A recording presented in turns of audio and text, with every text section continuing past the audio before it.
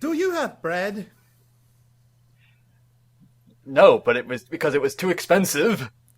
Okay, that was just a very old meme concerning the character that we're going to focus our attention tonight. The Okay, apparently, some people are torn about the Legend of Zelda: Twilight Princess. You know, remember this game in which Link meets up with Princess Twilight Sparkle, and they defeat T-Rex together, and then Twilight Uh, founds her kingdom in the Shadow Madhog, Realm, and it's Madhog. Twilight's kingdom. That's why it's called the Okay, Twilight Realm. I'm going to change your memories and make sure that you do not reference that right now because that is not the Twilight we're talking about. Oh, sorry, it's the other Twilight. Okay, so to enter a dimension of sight, of thought, of sound. And welcome to the Twilight Zone.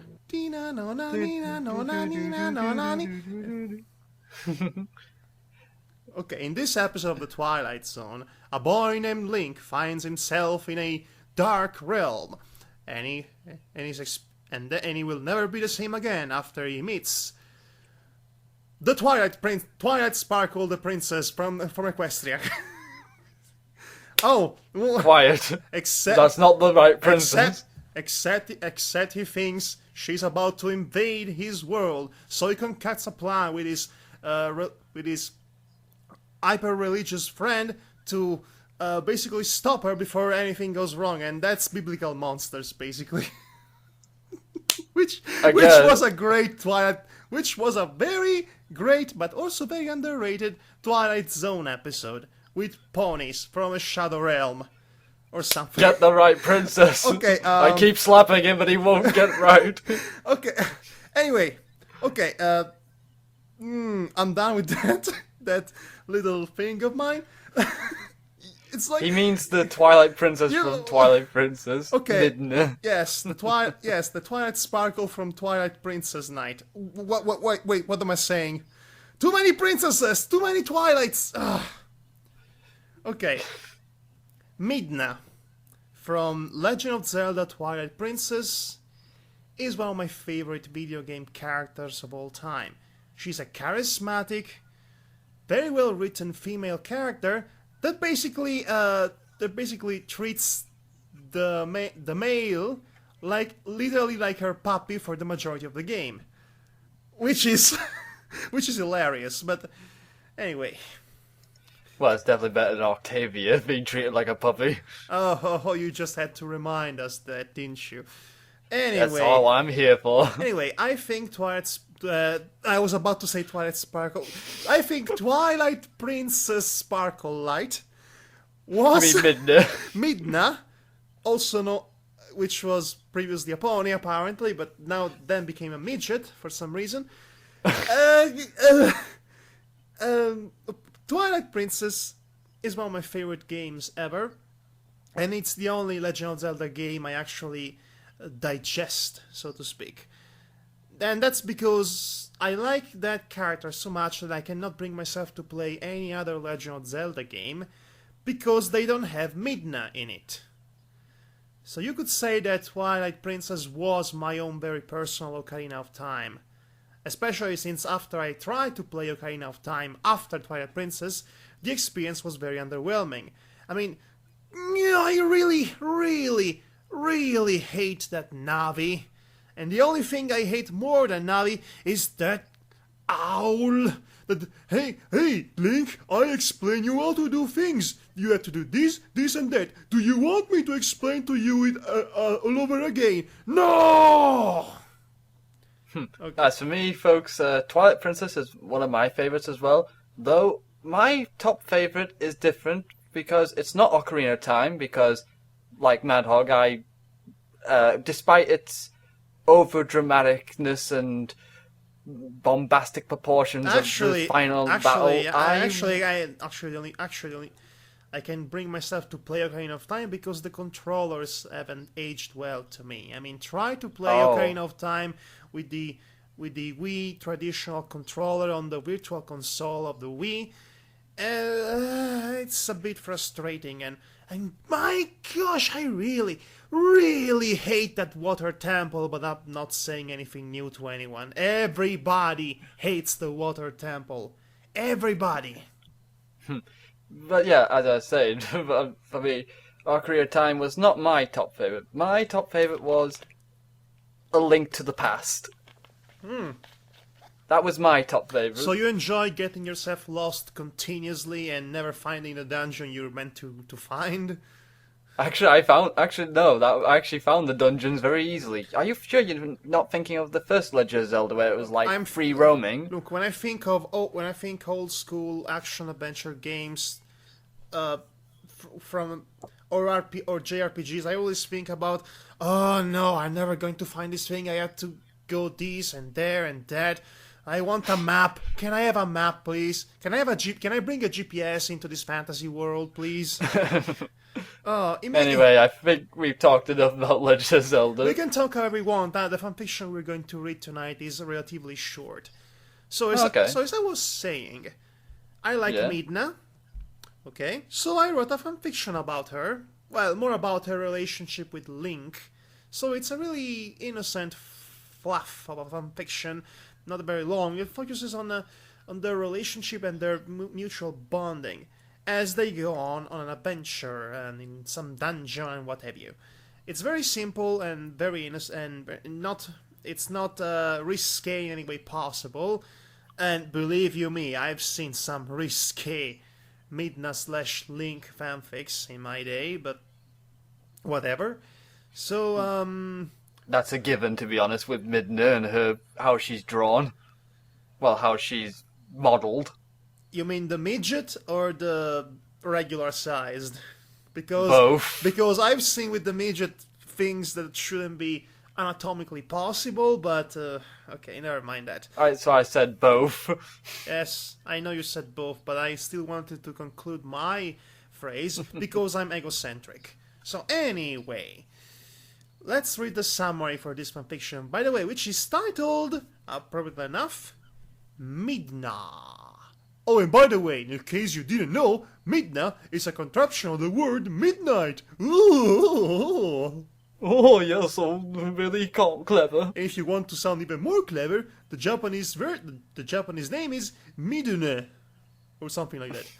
Anyway, please do read the summary. The tragedy of a coin's two sides is that even though they are united, they never truly meet. Never, or maybe not. Never or maybe not. I think I could have spelled it better, but anyway. Yeah. So, Rated K+. Rated K+, and it's heart, comfort, and humor. Wow, how can you have humor as well as hurt in it at the same time? It's like actually, sometimes I try to blend the two things together. Let's see how this one aged. Okay, apparently there is a prologue written in bold, both bold and italic. Okie dokie, so I'll start us off as always. Can you do how is your Princess Zelda impression? She barely talks, so... So, okay, so we basically could have her make any kind of voice, it would be canon anyway. Okay, so, the two sides of the same coin. I think we need a different voice to be, that's not Arnold Schwarzenegger. Are you sure you don't want my masculine Schwarzenegger voice? Put the text down. I'm trying to think of anyone in particular, but I think we've done everyone under the sun. Okay, so how about could you do it like as if you were Eddie Valiant in honor of the great late Bob Hoskins? Let me see. Let's see. Can you chant? What you think you're doing in the closet? I'm trying to do, but that's good enough. A bit nasal, but whatever. Yeah, I can't do the American accent, sadly. Neither could Bob Hoskins. Oh snap! No, he was great. Eddie Valiant is his greatest role ever. Anyway. Yeah, great man. Especially played as Smee on both Neverland and Hook. Anyway, enough of us. Let's just start reading already. onto Two onto the journey towards the Twilight Princess realm of the zone of the Twilight Zone Princess realm of Kingdom Hearts and Legend of Midna, Zelda, Smash Brothers, bro. I lost. Why wasn't Midna in Smash Brothers, bro? I know, but she is actually in as an assist trophy in the next one, I heard. Two sides of the same coin. That is how the age-old dichotomy... Dichotomy. Dichotomy. Good gracious, man. I've never heard this word before. Dichotomy. It's the dichotomy between good and evil, between night and day, between chaos and order. Yeah, how many games have said this word? Actually, plenty. Too many, actually. But anyway. This is how the age-old dichotomy between light and darkness has been often defined. They are completely opposite, and yet neither of the two can exist without the other. United yet separated. Different yet equal. And evenly matched. Okay, so if they go to battle, they end up like the two dudes at the end of Scryed, apparently. Such was the balance that allowed our world not to be engulfed in chaos and destruction. A fragile balance, indeed, made possible by this two elements' separated union. It was the elements of laughter and the elements of rip-off. Anyway. Yeah, the separation wanted by our goddesses, and for their sake and our own, those two sides must not merge with each other, no matter what. But I don't like the goddesses very much. No matter the emotions, no matter our own feelings. The ending of Twilight Princess. I'm still crying nowadays. Because that is the tragedy of the two sides. They are close to each other, but they never truly meet. So close, yet so distant. It is indeed true. Our nature is chaotic. We can't help it. We are destined to suffer. Signed, Princess Zelda, ruler of Hyrule. Okay. P.S. Please get the milk. Okay. You are the dead, but it's nice. So apparently this happened. Apparently when Zelda is in a bad mood, she gets into postmodernism. Yeah, write a letter to herself. Yes. Dear Princess Zelda, today I learned that I hate everything. Everything suffers. Everything. Oh. Na na na na na na na na na na. Everything is fine. Everything is great. I got the whole wide world in the palm of my hand, etc. Okay. There's a paragraph break here, so should you continue? Okay, now the story proper begins. It was a warm afternoon that day, although he could not be sure of it since daylight couldn't possibly penetrate the ominous thickness of that underground labyrinth, and of course they are inside a dungeon. It's been a very busy day for the chosen hero by the goddesses, as basically everyone he met used to call him. He had to battle giant 3-foot carnivore plants, obnoxious goblin-like creatures, flying beasts, and the occasional favors hunters from the nearby village. Oh, those villagers! Ugh! And that was the easy part, to say the very least. To Link, it was a Tuesday. Pretty much. Right now, he was stuck with his greatest and, if possible, hardest task yet. Trying to reach the blasted, high-placed treasure chest. Oh, those pesky high-placed treasure chests. There's not even a freaking hook to launch my Batman-style thing that latches to walls and allows me to climb. What's it called again? Harpoon? I don't remember. You know, the thing that he shoots the rope. Yeah, the hook shot. The hook shot. The thing. Yeah, that thing. The hook shot. Thank you for that. He tried everything he could in a desperate attempt to make that chest fall from the column it was placed on. Oh, those pesky chests upon columns! They refuse to fall down! Ooh! He shot it with some. He shot it with some of his arrows. He tried. Why would that even work? I don't know. You know when you're desperate to get that bloody thing and you try everything you have, hoping it works? Well, let's see what else he tries. He tried with one of his bombs. Then with his bombs attached to his arrows, he used his wind-generating boomerang, his harpoon-like claw, his giant chained ball. How could he even transport so many ridiculously huge items was something that slipped everyone's mind, including his. He borrowed Guybrush Threepwood's magical pants. And yet, he keeps forgetting his ID in his other pants. Darn it. After so many illogical failures, he found himself to be rather frustrated and, therefore, out of pure blind rage, he did the only thing any masculine male would do in cases like this. He had butted the stone pillar. Hard. He had butted the stone pillar. Okay, remember when you play the game and you have Link do the somersault and he ends up headbutting the wall and he goes, "Oh!" every time. Yes, I remember that. That is hilarious. Ironically enough, this simple and insane brain-damaging act managed to obtain the desired effect. Okay, when in doubt, headbutt, basically. That's what everyone recommends. Now, it's Princess Luna approved. Now you guys go do that at home.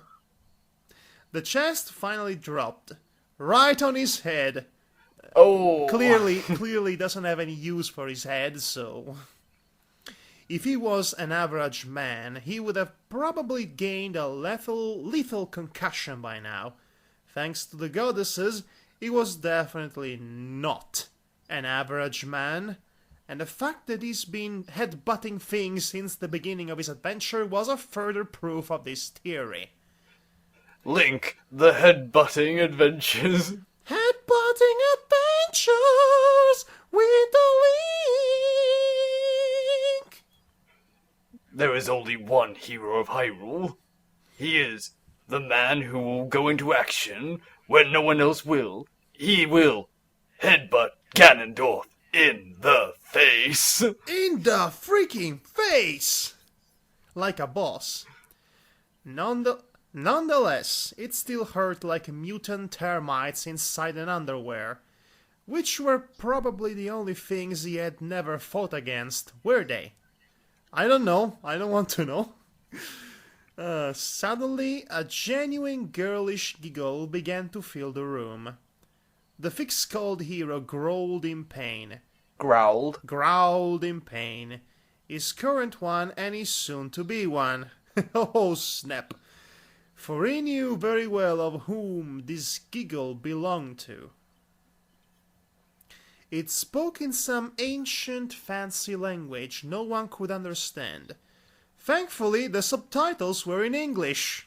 Oh, so Link has the powers to read subtitles. Yes, the greatest power of all, the power of subtitles.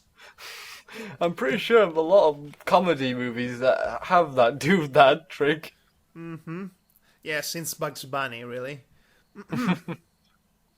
Okay. Oh, that scene with the Warner Brothers going like, yeah, we go like, okay, Warner Brothers, and the Warner sister. Or some. Oh, you're thinking of the Animaniacs now. Yeah, with the aliens. Okay, that's great. So anyway, are you going to be the voice of Midna, or am I? You between the two of us, you have the more feminine voice, so you should be Midna. Well, I've heard the expression, use your head, but this is ridiculous. She's a regular Krusty the Clown, isn't she? Said voice mocked while a shape started to form right out of the hero's shadow. Then again, you won't probably need that empty shell for anything else, right? Oh, Midna, you so sassy. She stated in a "what would you do without me" kind of tone. Her interlocutor was utterly irritated by now. Oh, pardon. Pardon, that was... A demon was coming out of his throat. Yeah, something like that. Let's go with that. Anyway, the shape from which such childish, feminine voice came from was rather unique. Well, I am a man, so... Yeah, like I said, it's a rather unique shape. She was an imp-like creature. Yeah, Devar is definitely going to fit this description quite right.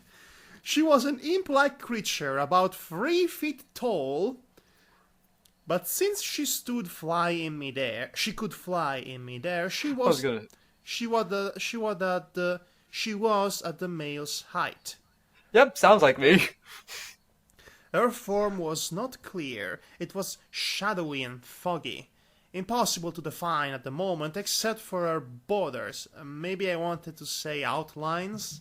That would make sense. Yeah. I mean, border sounds borderline.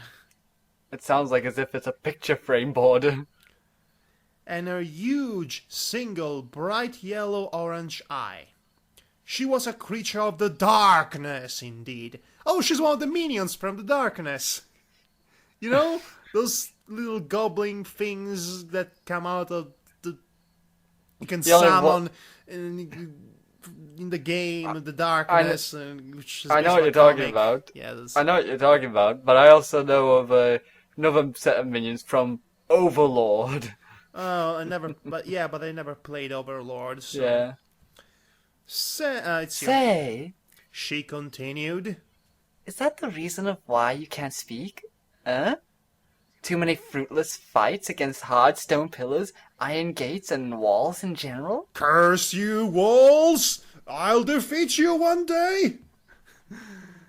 She smiled an amused smile, showing a single fang out of her mouth. If he could, he would have certainly answered this provocation with a brilliant joke of his own. Unfortunately, he could not speak. As a matter of fact, he couldn't even think about a retorting joke other than, "Oh, shut up, you mean dwarf," which was the great comeback, which was very pathetic. Instead, he decided to adopt the most offended glare he could muster, which in his... You probably meant muster, not master. With a U, okay. Yeah, with a U rather than an A. Master, which, in his interlocutor's point of view, seemed more like the face of a spoiled brat on the verge of tears. Sounds about right, I guess. The crossed arms and legs didn't help his credibility. And that pout, it looked so girly on him. Oh, well, so far we're enjoying this. Okay, so far this is much better than I expected to be after all this time. She sighed. She's been around him enough time to know where he was actually bothered, and therefore, by a very great effort, she resisted the urge to mock him any further. Okay, Link, I'll cut it out. Now, why don't you just open the chest and that almost caused your cerebral death? She suggested, adopting a sweeter tone. My sweeter tone is honestly so flirty. Although still sarcastic like a primetime comedian. It's Midna Field, apparently. And what's the deal with you always butting your head to walls and pillars? What's the deal with you? Link exited his quote-unquote offended mode and was now standing tall on his feet. Oh, here comes the most epic moment in any Legend of Zelda game, the chest opening scenes. Yeah, that one.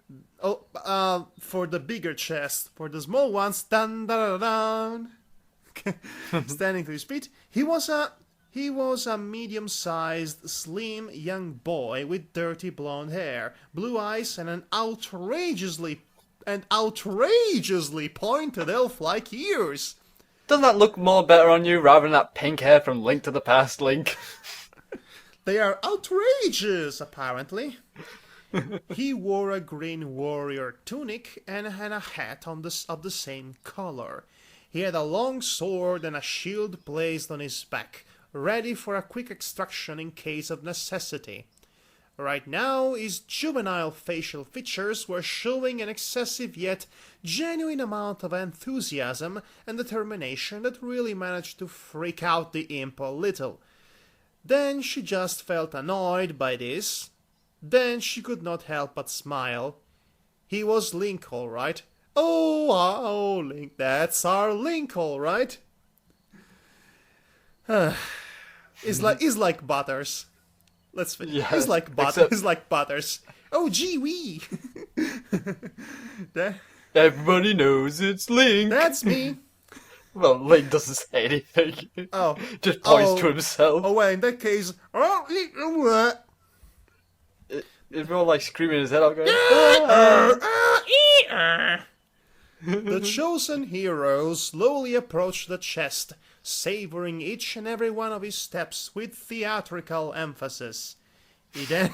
theatrical emphasis. Oh, no, I'm opening this chest. I'm opening this chest. I'm gonna open this chest now. Oh my god, where's the freaking key? Oh no. Oh no, woe is me. I forgot to grab the key. Now I had to go back all the way to the beginning of the dungeon and fight more respawned monsters. And all that. He then finally opened it, and his face was immediately covered by a blinding golden light, while an overused theme started to play The Goddesses Knew From Where. The play reached its peak when Link took the blessed object up from the chest and held it between his hands in idolizing admiration. His mouth was agape, and his physique was rigid as he took hold of the sacred, no, divine, godlike item he just found inside the cursed chest. His lifelong quest was finally over now that he had it. He found a compass! The imp smashed their small head on her forehead, clearly annoyed by her idiotic companion's unrequired antics. If he would have found the labyrinth's master key, he would have probably exploded into smithereens by the sheer joy. Pretty much. Just like players when they did. I'm so happy I could explode. It's you thinking, I believe. Why does he have to do that every time? Good question. Why can't you point that out to him? She wondered within herself. Then her gaze fell upon Link's enthusiastic one,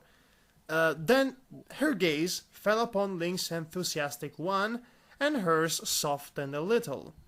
She could not be mad at him. He was just being himself, and he didn't care about what other people would think of him. Yeah, because Link was crazy. Probably. He was still joyously holding the compass in his hands, struggling to obtain her attention like a child would do to his mother, or the little girl he liked. Perhaps, just perhaps, this comparison seemed more appropriate in her case. She knew that he would be lost without her guide and help. She also knew that without him, she would not be able to save her realm. The Twilight Kingdom. The Twilight Zone. No, it's the Twilight novel. I was gonna say, of course Link's gonna be fine without you, Midna, because he's got a compass. That will help him find chests. A compass is the most fantastic object ever. She needed him just as he needed her. In more than a way, perhaps. Just perhaps. She crossed her arms in a I know something you don't fashion. Oh, that stance. Oh, that I know something with old fashion that women always do when they cross their arms and look at you with their condescending look, and they're like, or something. Men do that too, I find. Okay, but I was okay. But you're going with the stereotyping joke. I was get what trying you to- do. Yeah, I always do stereotypes. You know that. It's you. Yes, yes, good job. You do have a compass. Now you can easily find all the remaining treasures in this area. She said. He smiled vigorously. Yay, more chests for me. More free goods. If you had a map, She concluded. Oh, you have a compass, but you don't But no you map. don't have the map. Oh, brother. He frowned miserably. He was now so pissed off with himself that he decided to do what any reasonable masculine male would do in this kind of situation. He had butted another stone pillar several times. Not quite what I would have done. I would have just run around like a sissy, slashing at everything. I would have probably rage quit. Okay. If you cannot tell, this fiction is based on very my personal experiences with the game. Now, it always happens. You find a compass, you don't have the map for it, or vice versa, and there is this chest that it's unarrivable and all that, and it's all the little things that really piss you off, and yeah. She sighed again. She wondered if all the light dwellers, as she used to call Link's people, were like him. No, most of them are really clingy NPCs that want you to do stuff for them. Also, they talk. A lot. Thick brains or just plain stupid. Her own, Yes, stupid is right for all the rest of them. her own people was nothing like that. Suddenly, a venomous discomfort made its way through her mind and soul. Her people. She missed them. She missed their home. Can you feel the tone shift? The tone shift. Can you feel the tone shift? Yes, I definitely can. Feel Tone shift. tone shift. Filled with sadness, her cocky attitude momentarily fell down, freeing her behavior from such facade for enough time to let Link notice it. He had stopped headbutting the pillar by now. Thank you for that. He went closer to her. Since she was now completely out of Link's shadow, her form was now revealed in all of its uniqueness and fascination. She was a small, cute-looking creature with black-gray skin, a few glowing green symbols pointed all over her body. Printed, not pointed. Printed. Was saying in New York, like, I pointed all over her body. She was obviously female. She was obviously female. Her curves confirmed that. Oh, brother. Yes, with a yes, with obvious curves. You have to admit, for an imp, she has a noticeable profile. Yes, hips give it away. Very hipsy. She's a hipster. Her curves confirmed that. Her head was the most interesting part. Not every fan fiction writer would disagree with you on that one. Shut up. Shut up. I try to write classy stuff. Yes, I know, we all do. She was wearing a rather large stone-like hat. Ancient patterns decorated its surface, making it resemble something Mayan. I don't. What was okay? Why would the people of Hyrule know what Mayan is? So I didn't really think through about it when I wrote this. Should have. You were probably just thinking of your audience at the time. Probably. It had horns at its ends. Orange long hairs went down from this hat, locked in a giant ponytail that almost seemed to have a life of its own. I knew it! I knew she's a pony princess! She has a ponytail, that proves it! She came from another dimension, she passed through the magic mirror, and she took the form of imp because it's what the local population was like. I get the strange feeling I need to find you a Midna pony. Okay, don't worry, don't worry. I already found plenty of those already. Oh, good. Of course, they exist. I mean, of course, if you digit Twilight Princess on Google, chances are you'll find Midna and Twilight Sparkle in the same picture, almost immediately. Okay, locked in a giant ponytail, it almost seemed to have a life of its own. It has. I mean, you remember that ponytail? It shapes into a giant hand that grabs Link when it goes to the and grabs a hold of other things. Yeah, it's you'd think she could actually deal with the monsters by herself, but she lets Link do all the work. Her bright reddish eye, the one that was not covered by the huge and probably heavy hat, was glowing in an unnatural way, probably due to the fact that she was actually showing emotions. God damn, she has emotions. This is Well, she obviously has. groundbreaking stuff. No, please don't start headbutting around your room. You're going to break something. Before Link could do or say, could just do anything, she put one of her small hands on his lips. Her expression was saying, "Don't you even try it." Although her soul was saying otherwise. Okay, this sounds very awkward because it's like this seems like the kind of situation where her face is saying when she say no, but she really means yes, and it could lead to really awful misunderstandings. You know what I'm talking about? I know what you're talking about. His expression showed a genuine amount of concern. The kind of concern that could very well never disappear from one's face. Look, I'm fine. I was just thinking of my home. That's all. When I used to be a disembodied voice telling the stories of people entering some sort of zone on the Twilight and either dying horribly or learning something from their experience, and strange enough, the world was all in black and white. Oh, this Twilight Zone jokes never get old. Oh, she said. He seemed convinced by that remark and resumed his usual dumb, happy face. She rolled her eye. Okay. So dumb that you almost So misspelled it. Anyway. Okay, Link. I'll turn you into a wolf if you insist. She added. Okay, apparently... Okay, it's either two things. Either their relationship her bond is such a deep level that they can actually understand each other's intentions without any need for dialogues, or she really felt like turning him into a wolf for no particular reason. I go with the latter. Me too, because it's funnier that way. Link seemed a little taken aback by this. Why does everybody he met seem to know everything he would think or want? Yeah, he never speaks to anyone, but everyone talks to him like they're having a regular conversation with him.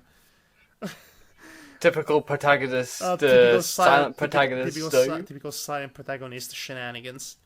Right now, he was thinking that he could easily find an exit from this dungeon if he could use his animal instincts. She took a small piece of dark matter out of nowhere and touched the boy's forehead with it. In just a blink of an eye, he turned into a quadruped wolf. Why, you can turn into a biped wolf? Is he going to co-star in Sonic the Hedgehog, Sonic SatAM?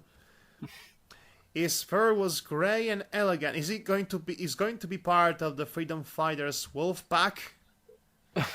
Wolfpack's back with a mass destruction. The obscure things I'm going to reference to you, folks. And began. His fur was grey and elegant, and his dimension was considerable for a canine. You know, I find that Wolf Link is very charismatic and expressive, especially when he growls. Yeah. Before he could have the time to actually quote-unquote enjoy his metamorphosis, his imp companion relentlessly jumped on his back, pretending to be some kind of a princess, riding her favorite horse. Or should I say slave? Yeah, pretty much. To make this complete, here's a collar and a leash. Okay, every time Midna jumps on Wolf Link's back, Link just turned his head, looks at her, and he's like, "Don't do that ever again." He's very so bothered by that, and yet he always lets her. Every time in the game, it's hilarious. Because he secretly enjoys it. Of course he does. Of course he does. It's always the silent ones you have to watch out for. Of course he does. He enjoys being everyone's errand boy if he keeps getting quests, or he likes to be abused, apparently. Okay. All old-fashioned Nintendo heroes like to be abused by their women, basically. Let's face it. "Hey Mario, I'm being kidnapped again by Bowser. Come save me." "Oh yes, princess. Princess. I'm totally gonna save you right now because I like to be beaten up by creatures and burn alive, and I don't even get the cake at the end." And all that. "It's me, Mario, the sadomasochist." Anyway, because that's what he was, her personal slave pet. And the creepy thing was that after a while of this forced usurpation, he began to like it. Even though he would always growl at her when she would do such thing to his poor overridden back, he would enjoy to actually be her honorary servant. Why, you may ask? Maybe he was a sadomasochist. Or maybe it was something else. Something deeper. Something forbidden. See, I told you. Watch out for the quiet ones. Okay, I'm going to go with sadomasochist. She was smiling and giggling in a juvenile fashion, clearly enjoying the ride as well. "Giddy up!" She says. Giddy up! She would usually yell when she wanted him to run faster. After a while of this yolk, she yawned. Remember when she yawns in the game? Yes, I definitely remember that. You don't need to tell me, but So I'm telling to the the audience. audience. She could get tired very easily. Then she just fell asleep on the wolf's furry back. I don't know if she snores, but that would be so cute. Yeah. Okay. This is rich. Lupin Link. Lupin Link. Professor Lupin Link, how are you? Professor Lupin Link turned his head to stare at the spectacle. She looked very pretty when asleep. She was holding his body in a tight embrace. A small smile came out of her lips. If he could, he would have smiled. She meant a lot to him. In a way, she was his dark half. He could not be completed without her. He could not live without her. Literally, she saved his life uncounted times already. And, idealistically speaking, he was her light half, the one that made her laugh and relax. At his own expenses, of course. Of course. Of course. They were exact opposite, yet they were so similar. They were two sides of a same coin, and just for that, they were going to suffer. Foreshadowing for the end of the game. There is no love without sorrow, after all. And soon enough, the imp-like creature known as Midna would exactly find out why. But right now, she would just rest asleep. Asleep inside the various merging colors of the twilight. The beautiful zone that lies between light and darkness, between sight, sound, and thought. The beautiful zone. Okay, come visit the Twilight Zone or Twilight Realm. We have beaches full of dark water and it's a great vacation spot basically. Yeah, we have Lots of dark bubbles and shadows everywhere. The predominant colors are dark yellow and black. Just like in a movie by Zack Snyder. Oh, brother. Let's be glad there's no lens flares. No, that will be J.J. Abrahams. I know. That's why I was referencing. So anyway, the end. By the way, the fanfiction is over. It was short. It was sweet. It was written by me, apparently. And what do you think? It's a pretty decent fanfic. For It was short, once, but for it once. was, yes, it was a nice, short, sweet little story that, people can appreciate, especially, considering the usual people would write of these two. Mm-hmm. And believe me, I avoid those at all costs. Yes, I know you have. Anyway, okay, Midna and Link. Seriously, make more games with them, please. Midna is so awesome. She's like, okay.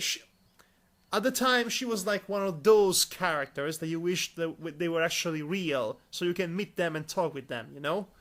Yeah. She was that kind of character for me. I was never introduced, thankfully, to the concept of waifu. Thankfully.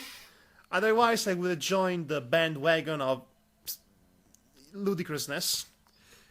But anyway, so I wrote this one singular fanfiction about Midna and nothing else anymore. And to show my appreciation for the character. Which is the greatest video game female character ever, or one of the best anyway. I really like her. And now I'm filled with sudden Twilight Princess nostalgia. I had to dust off my Wii and ask my aunt if I can borrow Twilight Princess again so that I can play it all over again. And remember the theme song. Da da da da da da da da da da da. Okay. So many memories of Midna. Okay. The defining moment of my Legend of Zelda Twilight Princess gaming experience was the time when Midna almost died because of the giant sun-powered strike from her enemy, and she was half dead. And as Wolf Link, I had to carry her form all the way back to Hyrule Castle for the Princess Zelda to actually save her. It was a tense moment. My heart was throbbing. I had this urgency to get there as fast as possible because I really, really wanted to save her. And I was like almost in tears. Please don't die, Midna. Please don't die, and all that. That's the beauty of strongly written characters that form bonds with you as the main character. And that's what kind of destroyed my experience with the entirety of Legend of Zelda, really. The fact that my bond with Midna, my personal enjoyment of Midna was so strong that I cannot bring myself to play anything else Legend of Zelda related because I know Midna is not going to be there. I didn't fall in love with Legend of Zelda per se as much as I fall in love with Midna. And really, that's the kind of thing that ruins a game series for you, ironically enough. I think you were more in love with the fact that you could connect with someone in there emotionally, because unlike the other Zelda titles, you don't really get that, connection. You're just a hero going around, just because he has to. Well, yeah. Well, for the most part, Ocarina of Time had some emotions and a story to go through and motivations and what have you. But again, I tried to play Ocarina of Time after Twilight Princess, and by that it was too late for me. I could not enjoy Ocarina of Time because Midna wasn't in it. Sorry, it's just the way things are when you with your own personal experience with games and narratives in general. Nintendo need to remake Ocarina of Time, so then Midna can be in the background waving. Oh, please, no, they already... Okay, if they remake... Okay, no, seriously, if they're going to force Midna to be a background character, just being there standing, waving, and doing nothing else, not being part of the plot, not having a personality, they might as well not do anything with her at all. Because, let's face it, I like Midna because I like her personality and her character, her arc and everything. And I love, and I love the ending that leaves me with a sad puppy face and the feels, man. She goes back to the realm, the Twilight Zone realm of Kingdom of Arsalus, and she's like, goodbye forever, destroying the mirror, and we'll never see each other again. I was in tears. This is such a great story, and then as in the end credits, Link goes back to his childhood friend, and I was like, no, I hate you, unnecessary childhood friend, girl. Nobody cares about you. He's meant to be with Midna. Why did the worlds have to be separated? Why can they unite and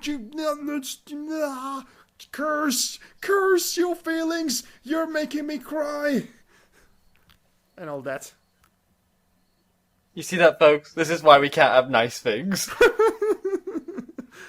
This is why we can't have good humored jokes that, because then people like Madhog take them too seriously. Midna, marry me, or something. Anyway, okay, enough with that shenanigans. I think we can safely round up. Call us a day. Round up things and what have you, and go back to our respective zones in time and space and whatnot.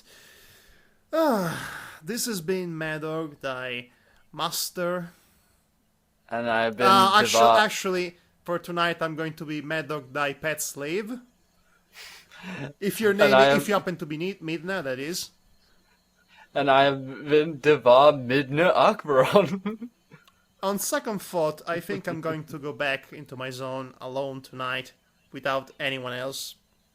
Just stay away from me. Stay away from me. I'm going to go this way. You're going to go the other way, and that's the end of it. Just go. Shoo. Go away.